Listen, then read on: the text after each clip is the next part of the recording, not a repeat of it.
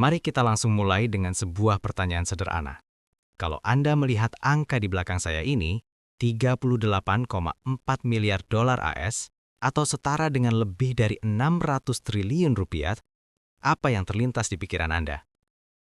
Kalau Anda hanya membaca headline media mainstream, Anda akan merasa bangga. Wah, diplomasi tingkat tinggi. Presiden kita bawa pulang oleh-oleh raksasa dari Amerika. Begitu kira-kira narasinya.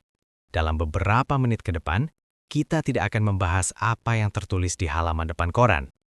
Kita akan membedah apa yang sebenarnya terjadi di meja negosiasi para bandar besar dunia. Kita akan membongkar lapis demi lapis anatomi dari kesepakatan 600 triliun ini. Karena di level geopolitik dan geoekonomi global, mari kita sepakati satu aturan mutlak. Tidak ada makan siang gratis. Semuanya adalah transaksi. Mari kita berhitung. Pada Februari 2026, Presiden kita berada di Washington DC, duduk bersama para raksasa korporasi Amerika Serikat, dan menghasilkan 11 nota kesepahaman. Angka penanaman modal asing kita di tahun sebelumnya sudah menembus 53 miliar dolar AS. Pemerintah butuh momentum ini berlanjut untuk mengejar target pertumbuhan 8%. Dan dari 11 kesepakatan itu, fokus utamanya ada pada hilirisasi sumber daya dan teknologi tinggi. Mari kita perbesar lensa kita ke sektor yang paling strategis, semikonduktor, chip. Anda tahu bahwa saat ini Amerika dan Tiongkok sedang bertarung habis-habisan dalam perang chip. Siapa yang menguasai semikonduktor, dia menguasai masa depan. Dan di mana posisi Indonesia? Kita sedang memposisikan diri di tengah-tengah. Tiba-tiba, ada kesepakatan pembentukan ekosistem manufaktur semikonduktor senilai 4,89 miliar dolar AS, sekitar 77 triliun rupiah. Dari perusahaan kita, Galang Bumi Industri, dengan Essence Global Group dari AS. Lokasinya di Batam, di kawasan Wiraraja. Tidak hanya itu, ada juga kolaborasi dengan Tynergy Technology Group untuk hilirisasi pasir silika. Apakah Amerika tiba-tiba berbaik hati memberikan teknologi tingkat dewa ini ke Indonesia? Tentu tidak. Mereka butuh rantai pasok alternatif yang aman dari jangkauan Beijing. Mereka butuh pasir silika kita. Indonesia pintar memanfaatkan celah ini. Kita ubah bahan mentah kita menjadi posisi tawar. Ini adalah manuver cerdas. Tapi, mari kita lihat sisi koin yang sebelahnya.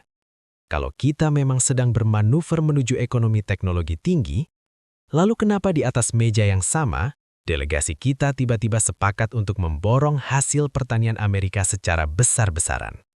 Kita sepakat membeli 1 juta ton kedelai, 1,6 juta ton jagung, gandum senilai lebih dari 1 miliar dolar hingga kapas. Totalnya triliunan rupiah. Bukankah kita negara agraris yang selalu menggemakan swasembada pangan? Nah, disinilah letak permainan real politiknya. Anda harus ingat, di tahun 2026 ini, siapa yang duduk di Gedung Putih?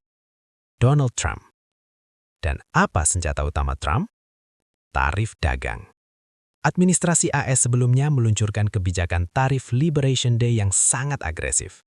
Ekspor manufaktur kita, tekstil, garmen, dan furniture sempat terancam tarif hukuman hingga 32%. Coba bayangkan dampak dari tarif itu. Ratusan pabrik padat karya kita yang memproduksi pakaian untuk merek-merek global, seperti pabrik milik Pan Brothers atau Busana Apparel Group yang berada di Jawa Barat dan Jawa Tengah, bisa gulung tikar. Jutaan orang bisa kehilangan pekerjaan. Jadi, apa yang dilakukan negosiator kita? Mereka melakukan pembelian itikat baik.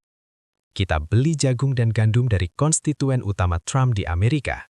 Sebagai imbalannya, tarif dagang untuk produk manufaktur kita dinegosiasikan turun menjadi 19% dan pabrik-pabrik kita di Pulau Jawa tetap bisa bernafas. Itu bukan sekedar beli jagung, teman-teman. Itu adalah pembayaran premi asuransi untuk melindungi industri padat karya kita dari kehancuran. Transaksional? Sangat. Cerdas? Tentu saja. Tapi tunggu dulu. Jika Anda pikir transaksi hasil tani itu adalah harga termahal yang kita bayar, Anda keliru. Harga sesungguhnya dibayar di atas papan catur geopolitik yang jauh lebih berbahaya.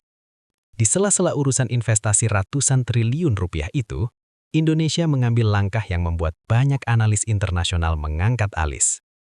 Kita sepakat bergabung dalam apa yang disebut sebagai Board of Peace. Apa itu Board of Peace? Ini adalah institusi internasional baru gagasan Donald Trump yang dirancang untuk mengatur tata kelola pasca konflik di Gaza. Lembaga ini sangat eksklusif. Trump memiliki hak veto absolut di dalamnya. Banyak sekulu Eropa Barat, negara-negara demokratis yang biasanya ikut Amerika, justru menolak bergabung karena lembaga ini dianggap hanya memaksakan agenda sepihak. Lalu kenapa Indonesia, negara dengan populasi Muslim terbesar, malah masuk ke sana? Bahkan, ada klausul bahwa untuk menjadi anggota permanen di dewan ini, sebuah negara harus menyetorkan dana 1 miliar dolar, sekitar hampir 17 triliun rupiah. Bayangkan, uang APBN kita masuk ke lembaga yang diketuai Amerika. Walaupun pemerintah kita di Jakarta langsung bergerak cepat meredam sentimen ini dengan mengumpulkan para mantan menteri luar negeri dan menegaskan bahwa uang 1 miliar dolar itu tidak wajib dan kita punya hak untuk keluar kapan saja jika tidak sesuai dengan perjuangan Palestina. Tapi komitmen kita tidak berhenti di atas tanda tangan di kertas. Indonesia menyatakan kesiapan untuk mengirimkan hingga 8.000 prajurit TNI untuk bergabung dalam pasukan stabilisasi internasional di Gaza di bawah kerangka inisiatif ini. 8.000 pasukan. Ini bukan sekedar misi helm biru PBB biasa. Pasukan kita akan masuk ke dalam lingkungan asimetris yang sangat kompleks dengan mandat yang didorong oleh AS yang salah satunya mencakup pelucutan senjata faksi-faksi lokal. Mengapa kita berani mengirim nyawa anak bangsa ke dalam eksperimen geopolitik Amerika ini? Jawabannya kembali ke konsep yang kita bahas di awal. 1 logika, 2 arena. Di dalam negeri, pemerintah kita membangun koalisi raksasa, merangkul semua pihak, menghindari oposisi, demi stabilitas. Nah, logika yang sama dipakai di arena internasional. Kita ingin merangkul semua kekuatan besar. Kita butuh FDI 38,4 miliar dolar AS untuk membangun pabrik semikonduktor, kilangan minyak, dan smelter. Kita butuh tarif ekspor yang rendah agar pabrik tekstil kita tidak mati. Dan untuk mendapatkan semua itu dari Amerika, kita harus membayar harganya di arena yang mereka pedulikan. Kita beli produk pertanian mereka, dan kita pasang badan memberikan legitimasi pada proyek geopolitik mereka di Timur Tengah. Itulah makna sebenarnya dari kunjungan ke Washington DC. Di balik kilauan angka 600 triliun rupiah, ada tarian diplomasi yang sangat berbahaya. Kita sedang bermain di tepi jurang, mencoba menyeimbangkan antara kebutuhan absolut untuk menarik modal asing demi menjadi negara industri maju, dengan resiko terseret ke dalam konflik kepentingan negara adikuasa. 600 triliun rupiah adalah kemenangan yang nyata. Namun di panggung geopolitik tahun 2026 yang keras dan tak kenal ampun ini, kita harus selalu ingat, setiap koper investasi bernilai miliaran dolar yang kita bawa pulang, selalu datang dengan tagihan tak kasat mata yang harus kita bayar di kemudian hari. Tugas kita, tugas bangsa ini, adalah memastikan bahwa harga yang kita bayar sebanding dengan masa depan yang kita beli. Pertanyaannya sekarang, dan ini yang sedang kita bedah di sepanjang sesi ini, mampukah kita terus bermain cantik di dua kaki tanpa tergelincir? Apakah kita yang sedang memainkan bandar, atau kita yang sedang dimainkan? Jangan lupa like jika kalian suka video ini, share sebagai wawasan yang harus kita pahami di zaman sekarang, dan komen pendapat kalian mengenai permainan Indonesia di kancah internasional tersebut. Subscribe untuk info selanjutnya, klik lonceng notifikasinya, and see you!